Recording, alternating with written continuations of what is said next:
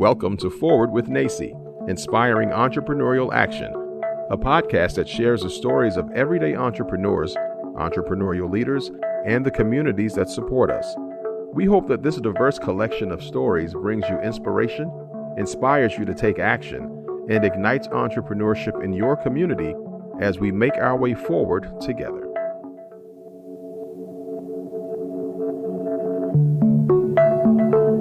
Welcome to Forward with NACCE.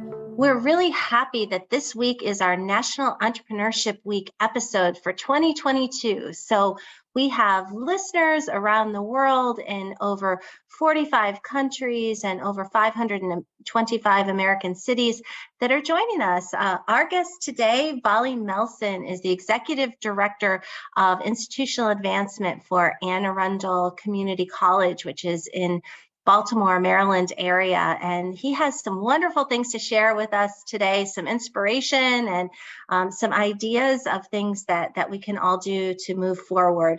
Vollie, welcome to the program. How are you doing today? Terrific, Becky. Thank you so much for having me as a guest.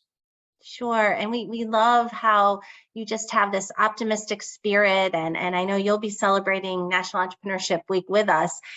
And I'd like to start today by just asking you a little bit about your background. Where did you grow up? What were some maybe influential experiences or people that really shaped your career path and the things that you're doing today?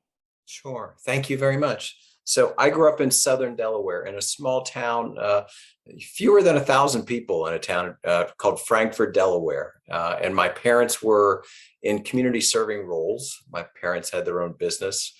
And that had a profound impact upon me, just in terms of being part of a family business where you always felt like you were serving the community. My father and my mother were both innovators and were always believed in never really resting on your laurels, but always trying to figure out how to serve the community better and serve your customers better. And that was something that was, I didn't understand the influence that had upon me until I took a job years ago working at the National Association of Convenience Stores, where I worked with a number of people who started family businesses or owned companies. And they were always looking to become more innovative and more responsive to meet the customer's needs. And that really helped me understand the entrepreneurial point of view from people who were business leaders. And it helped me bring it into my work in the nonprofit sector. Wow, that's amazing. And it's funny that, as you know, the research bears that out, right? If you have entrepreneurial experiences as a young person and, particularly in rural communities, because many people have multiple jobs. They might be a farmer and they might also sell things at a farmer's market.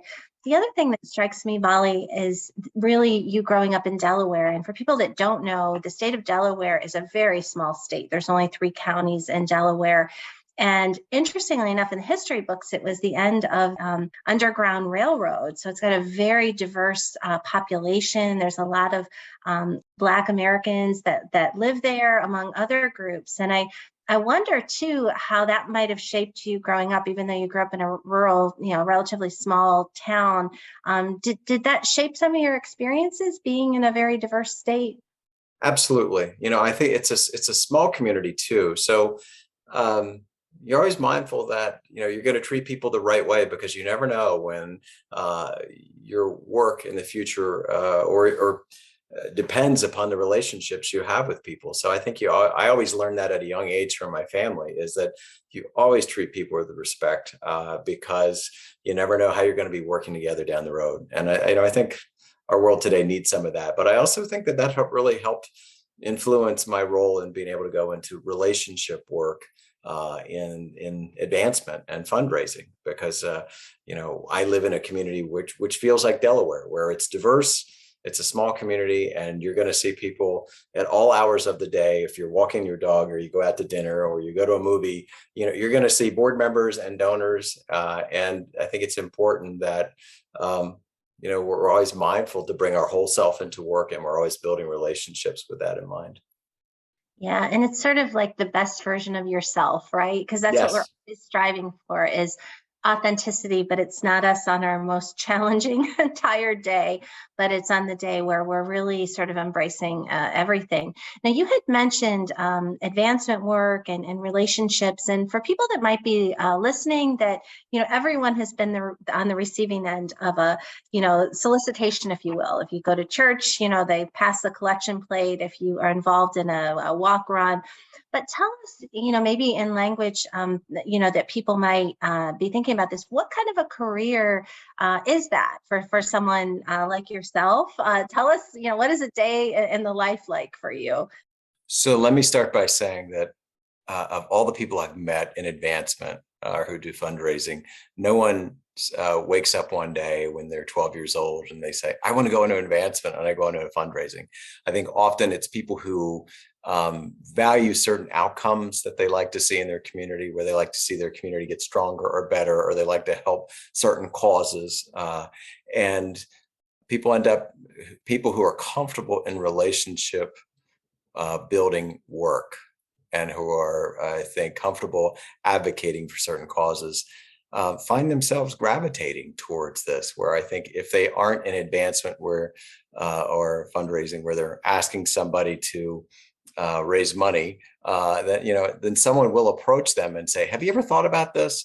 The reality is, I think advancement is a little bit like public speaking, where it has this aura about it, where people say, I would never want to ask people for money. I would never want to ask people to fund something. And I think the reality is, you're essentially asking for people to open up a very fulfilling chapter of their life if they're involved in supporting a cause.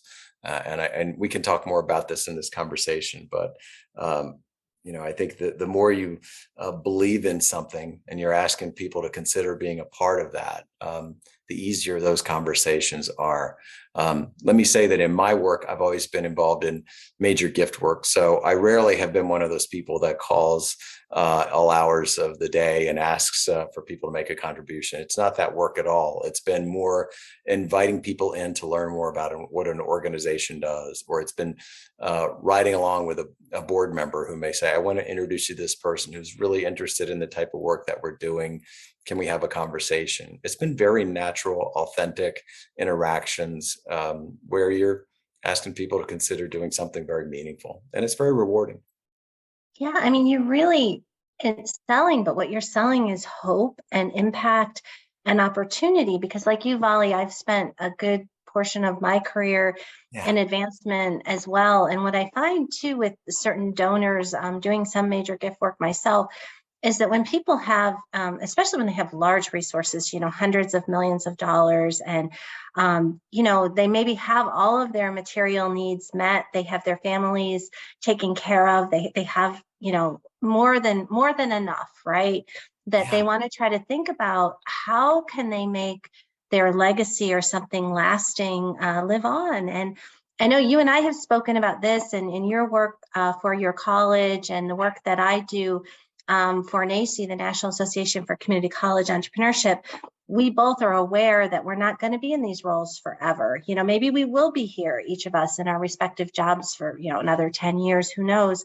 But I know what's important is really leaving that lasting benefit. And so the last time that you and I spoke wasn't on the podcast, it was a different conversation. I had shared with you a little bit about Stuart and Chip Weismiller, who are very generous, thoughtful people to think about their own legacy. And they founded an organization called the Everyday Entrepreneur Venture Fund, where they put up $1 million initially of their own money, and they've contributed now to the program that's managed by NACCE by seeding it with many more dollars, so that we have money that we can invest through colleges and sort of Main Street everyday entrepreneurs. And so I would love it if you could share with us a little bit about, from your advancement work, how do you see entrepreneurship as really intersecting? And maybe you could describe for people a little bit about your view of entrepreneurship. So you're raised by entrepreneurial parents, but it sounds like you thread through entrepreneurial mindset in some of the things that you do in your professional life. Thank you.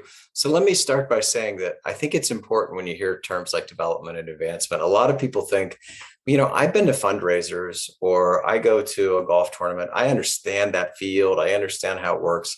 And I think for those of us who work in community colleges or work in education, it's a little bit like when people say, well, I went to school and I send my children to school, so I understand exactly how to run schools. And there is really a profession in development and advancement. And there are a lot of disciplines that range from special event fundraising to inviting people via letter to support something and be part of generally of a movement. But there's also a part where you're working more with individuals or you're working with family foundations or our families, and it's more focused on a specific outcome, and I think you're trying to bring change into the world, and you're trying to recognize that your organization has certain assets and certain capacities where it can really, with resources, make things happen that need to happen in our communities. And you also have people who care about those outcomes, and they're trying to figure out, how do we save the environment, or how do we teach more people skilled trades, or how do we help more people appreciate these careers? And often we're in this role as the matchmaker, the broker, if you will, to be able to bring together organizations with the capacity, with people who care about these outcomes, because these organizations do.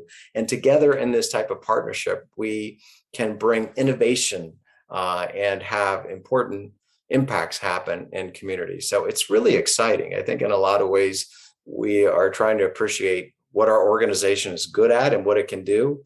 And when we see, here are people that are real leaders who could be part of this movement and help us make that happen. And let me just say, it's not only about the money. I think a lot of times people think when you're in advancement and development work, we always walk around with dollars in our eyes. That's not it at all. I'm mindful that in my work, there's an old saying that if you want to find investors, you start by asking people for advice. And that's not some kind of cheap strategy. It's really about having a relationship where people who are visionary have the ability to give you good advice and counsel to shape the types of programs and solutions that you're trying to deliver.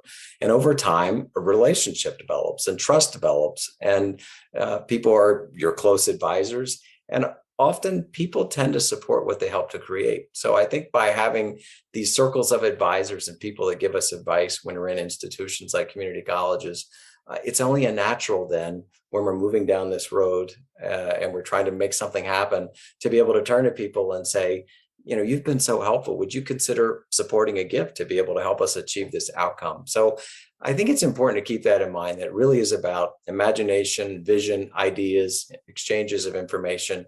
And when that's happening well, investment tends to follow from that really nicely and naturally. Vollie, that's really well said. And you mentioned about sort of matchmaker and alignment. And the way that I got to know you was through Carlene Cassidy, who used to be a colleague of yours at AACC there in the Baltimore area. She was a successful corporate person and then went into the classroom and took a lot of her enthusiasm for entrepreneurship, and along the way, really formed a very close relationship with the Radcliffe Foundation. And what's interesting in life, and I've talked to Carlene about this, is that ultimately, when the Radcliffes realized that they wanted to grow their foundation and they needed a CEO, they turned to Carlene, and she now serves in that role. So that goes back to your point about the importance of relationships. So through Carlene's introduction, I got a chance to meet you, and here you are on our podcast.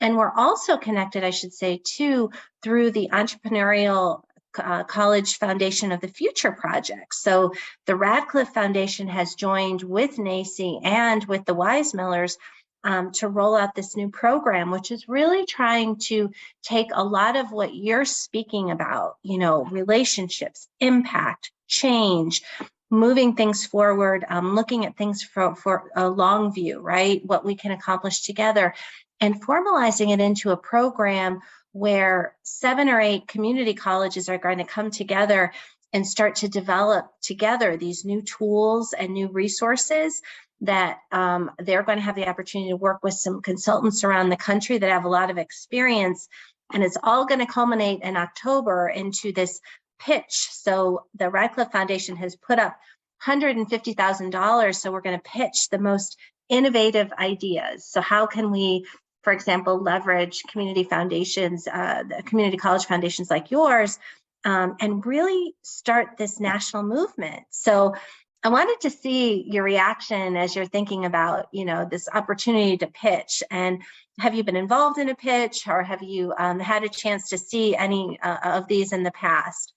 Sure. Well, we're very fortunate that Phil and Carol Radcliffe came to us probably in 2003, 2004 at Anne Arundel Community College and said, we would really like to help people become entrepreneurs, and we'd like to help your college prepare future entrepreneurs. And that has just been a fantastic relationship that has developed, where the Radcliffe Foundation has really enhanced the culture of our college and its ability to prepare people to compete, to be able to dream big dreams, to be able to understand how to package and present and develop business plans, and to go out in the marketplace of ideas and to be able to advance those concepts. So many people say they want to go into business, but they have no idea how to make that happen. And I think the Radcliffe Foundation, through a scholarship program at Anne Arundel Community College, has made it possible for people to focus more primarily on getting their education and learning these skills, and but also to be able to advance their own businesses.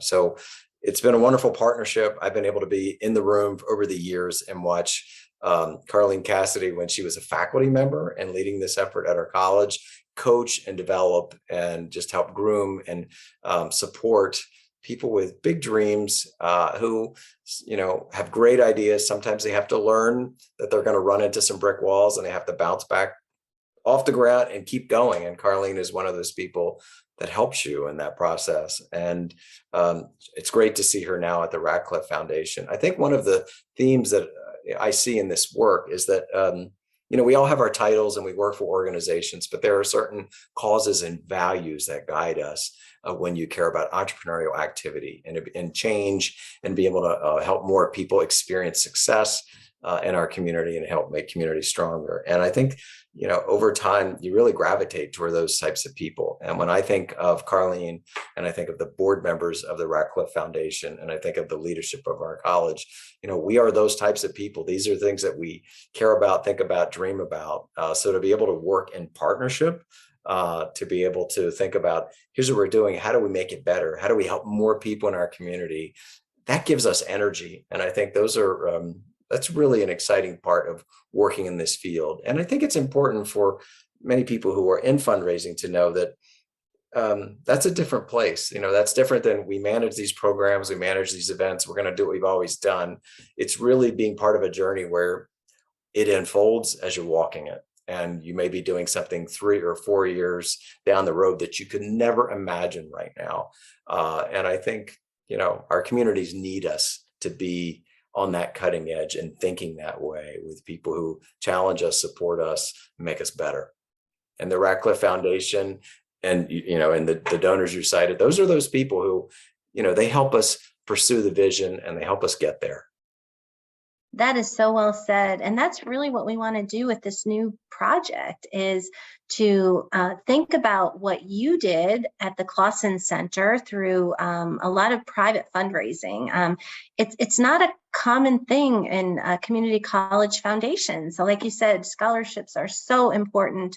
Golf outings are great, and other events, but sometimes foundation leaders and presidents of these colleges and trustees may not realize that with the proper vision and support, it doesn't even need to be a large staff. As I understand it, you have 4 full-time staff, but it was just announced nationally in Diversity Magazine is where I read it, about the opening of the Clawson Center. And I know that captured the attention of our folks. So if you might just speak about that, Vollie, of what is it and how is the funding for that new center raised? Because it could be something that that other communities across the country can do, and they're not even thinking about doing that now.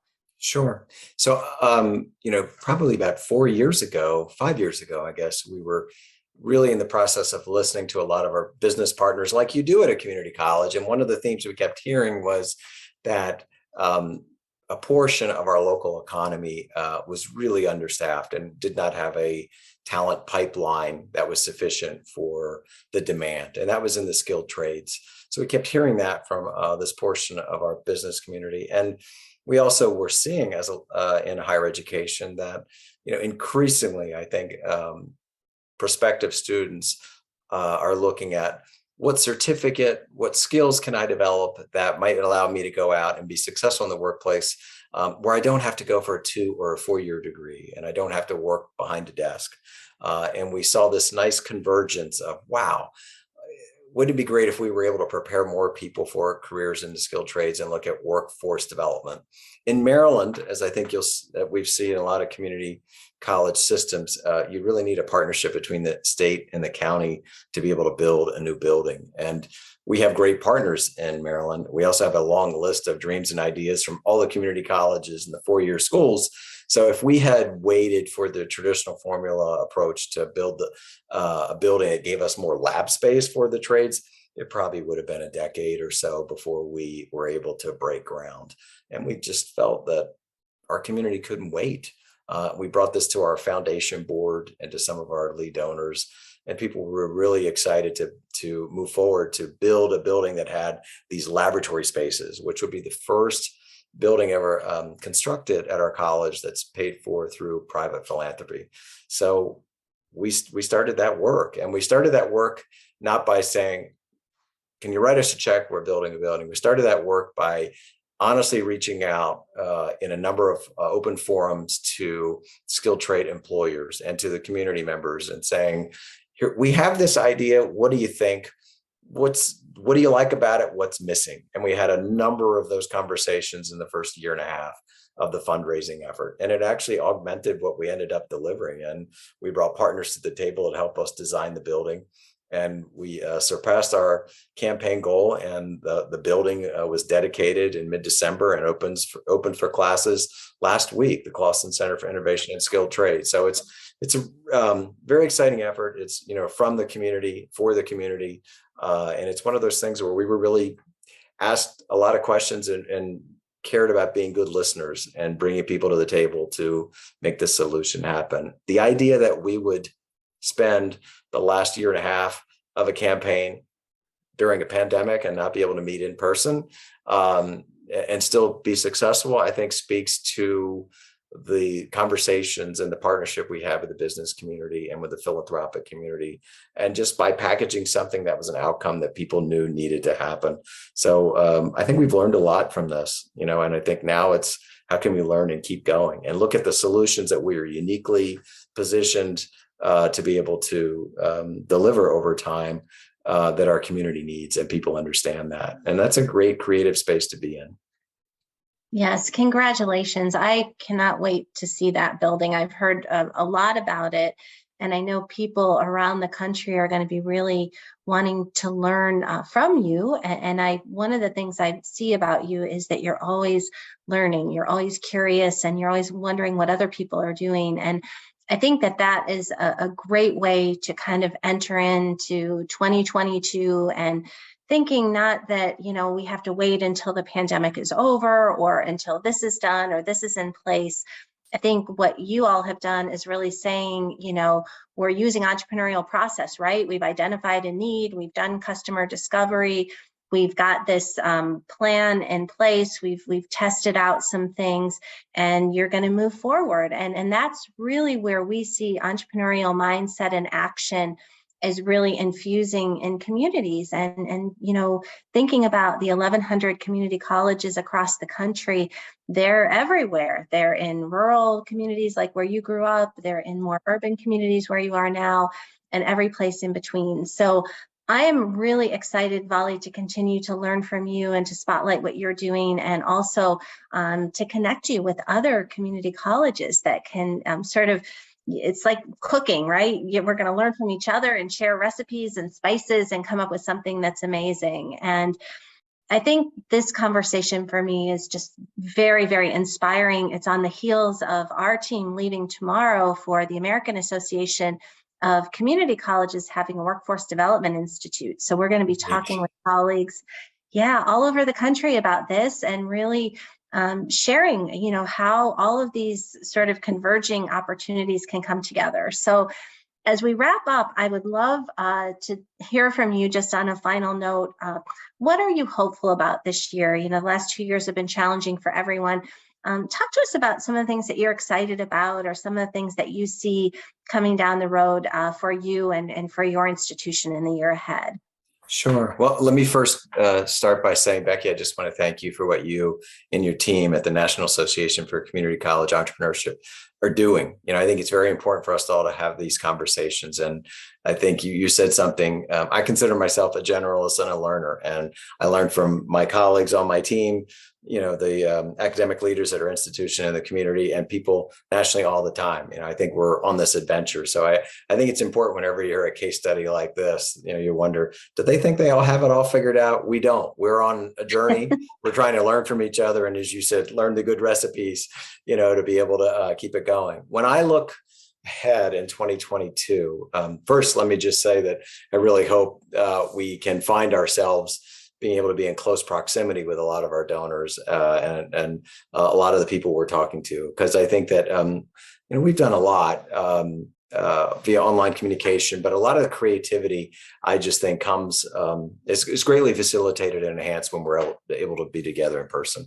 Secondly, at our institution, I think we're trying to take what we've learned from this most recent campaign and really develop a culture around philanthropy and thinking about resource development, partnership development in the college planning process. So many colleges are great beneficiaries of state and county support, and that's wonderful. And we really appreciate that. We also recognize that to deliver all the solutions we need to be entrepreneurial ourselves and look at other outcomes that with philanthropic investment we can bring to Anne Arundel Community College to keep it as a national leader among community colleges. So, we're having the discussions with our deans and our vice presidents and our administration about what projects are out there that where our foundation can be helpful, both in terms of making introductions with future partners, but also what are the projects that could be like another Clawson Center that our community needs that we could advance over the next few years. So it's exciting, and I think it allows us to take something that was a great example, but then to build muscle memory around how you think about philanthropic investment and how you think about community partnership to be able to do things you can't do with traditional resources. So we've invested heavily in that process. We've actually got a consulting firm working with us right now to facilitate 3 workshops this spring with a set of 5 or 6 innovative ideas that emerge from our college planning. And that's kind of seen as a pilot for how we integrate this type of resource development into our work.